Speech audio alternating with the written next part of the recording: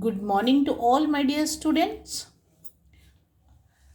आज हम पढ़ेंगे आपकी प्रतिभा से पाठ 7 निराली पोशाक। गोल मटोल राम किसी देश का सबसे बड़ा आदमी था। वह नारियल के पेड़ से भी ऊंचा और बरगद के पेड़ से भी चौड़ा था। मतलब एक ऐसा आदमी था जो बहुत ही लंबा, मोटा, चौड़ा था, इसीलिए उसका नाम गोल मटोल रखा था। गोल मटोल राम का काम महल की साफ सफाई करना था। उसे ऊंची ऊंची खिड़कियों को भी साफ करने के लिए कभी सीढ़ी की ज़रूरत नहीं पड़ती थी, क्योंकि वह इतना लंबा था कि ऊंची ऊंची खिड़कियों तक या छत में लगे हुए झूमर तक, जो हमारे रूफ में लगे होते हैं, अपन ऐसे ही पहुंच जाता था। एक दिन ऐलान हुआ, कल राजकुमारी का विवाह है, सभी लोग विवाह में जरूर आए। राजकुमारी मतलब जो राजा की बेटी होती है उसे राजकुमारी बोलते हैं। उसकी शादी का अनाउंसमेंट हुआ कि सभी को आना है। गोल मटोल राम सोचने लगा, राजकुमारी के विवाह में पहनने के लिए मेरे पास भी नए कपड़े होने चाहिए। सबसे पहले मैं हैट खरीद लूं। गोल मटोल राम ने सोचा और हैट की दुकान पर पहुंचा। क्योंकि शादी थी तो जब सब नए कपड़े पहनेंगे तो फिर राम को भी नए कपड़े पहनने थे, तो उसने सोचा कि मैं हैट पहनूंगा। उसने लंबी हैट, छोटी हैट, काली, भूरी और लाल हैट सबको पहनकर आजमाया, लेकिन वे सभी उसके लिए बहुत छोटी थीं, क्योंकि वह इतना बड़ा था कि उसको सारी हैट छोटी पड़ रही थी, कोई भी उसको फिट नहीं बैठ रही थी। हैट तो मिली नहीं, मैं एक जोड़ी जूते ही खरीद लेता हूँ। फिर उसने सोचा कि मुझे मेरे साइज की हैट तो मिली नहीं है, इससे अच्छा मैं जूते ही खरीद लूँ। गोल मटोल राम ने सोचा। अब वह जूते की दुकान में गया, लेकिन सभी जूते उसके लिए बहुत छोटे थे, क्योंकि वह इतना लंबा और चौड़ा था कि उसको उसकी माप के जूते भी नहीं मिले।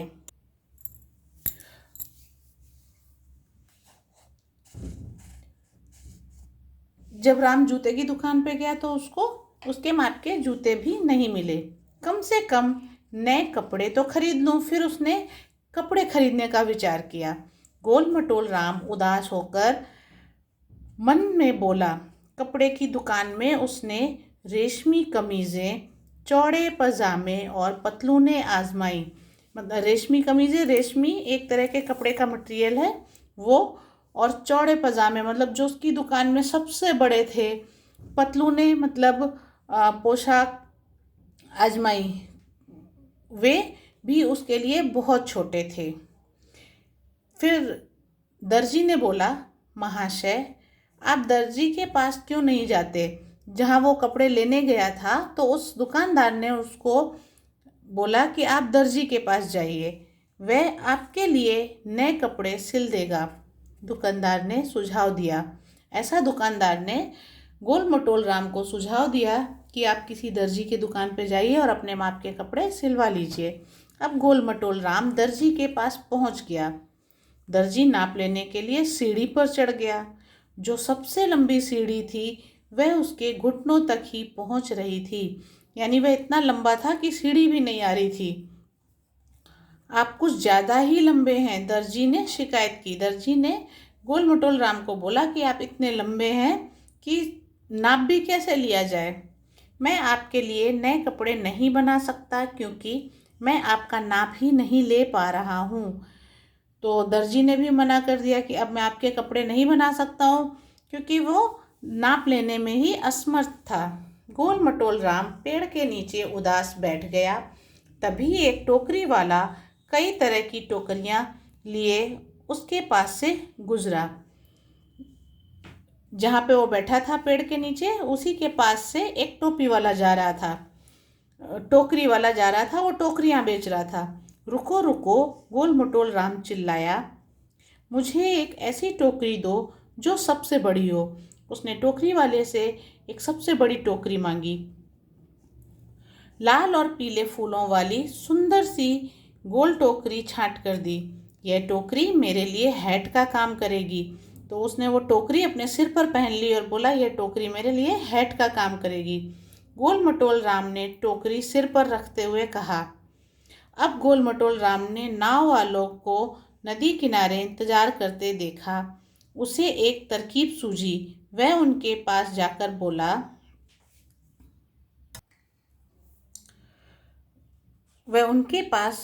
बोला, क्या आप अपनी 2 नावें मुझे बेच देंगे?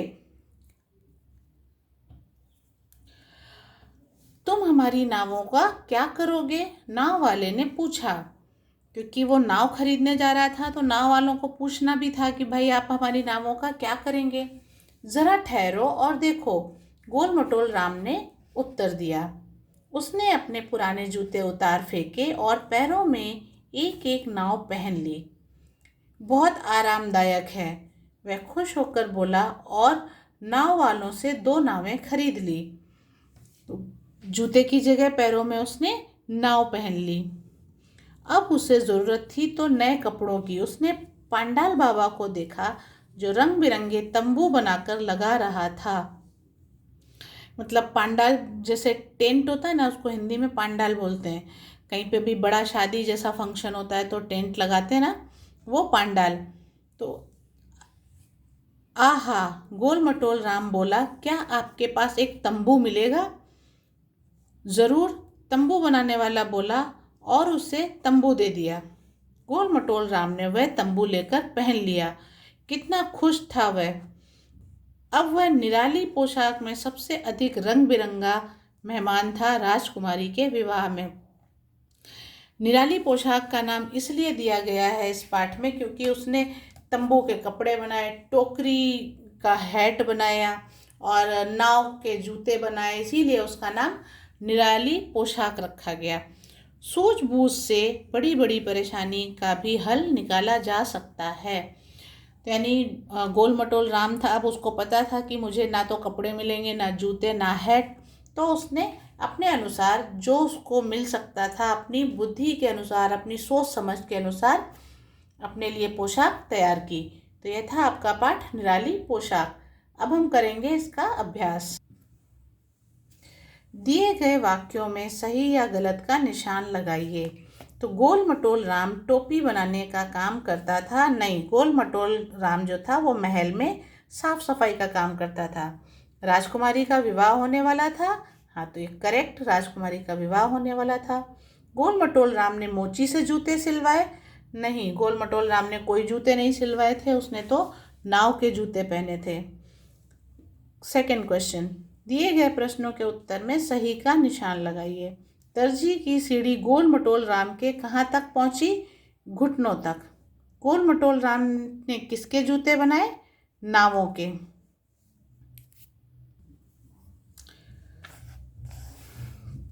भाषा ज्ञान। वाक्य समाप्त होने पर पूर्ण विराम और पूछने पर प्रश्नवाचक चिन्हों का प्रयोग करते हैं।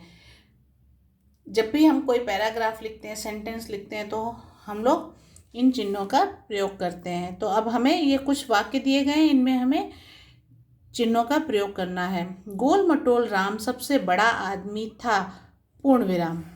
वह उदास होकर बैठा था, पूर्ण विराम। तुम नावों का क्या करोगे? देखो यहाँ प्रश्न पूछा गया है, इसलिए प्रश्नवाचक चिन्ह।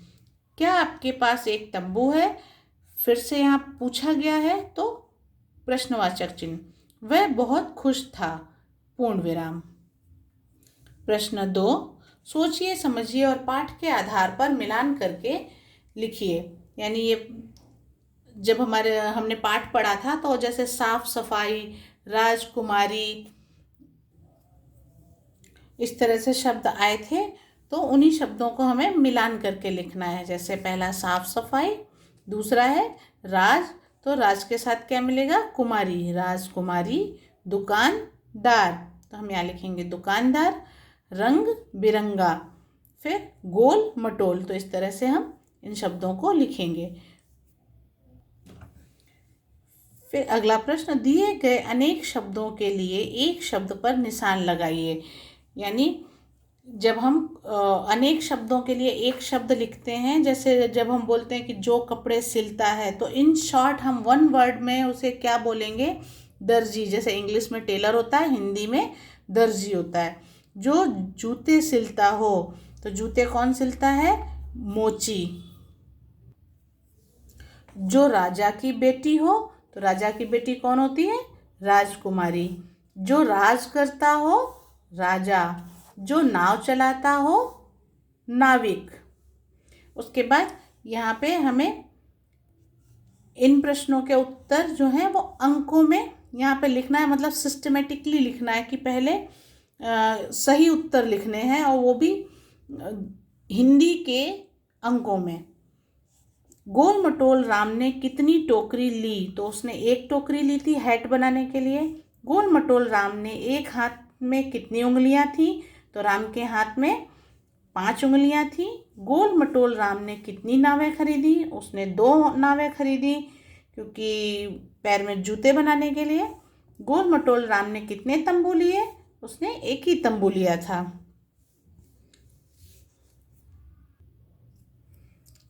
उसके बाद ये यहाँ पे कुछ चित्र दिए गए हैं, उसमें आपको नंबर लिखना है कि पहले क्या हुआ था। तो पहले राम दर्जी के पास गया था, फिर उसने टोकरी ली, फिर उसने नाव ली, और फिर उसने तंबू लिया अपनी पोशाक बनाने के लिए। तो 1 2 3 4 इस तरह से हम इसके नंबर लिखेंगे। तो आज के पाठ में बस इतना ही। अगले पाठ में हम इसी पाठ के प्रश्न उत्तर को हल करेंगे। तब तक के लिए स्वस्थ रहिए और सुरक्षित रहिए। धन्यवाद।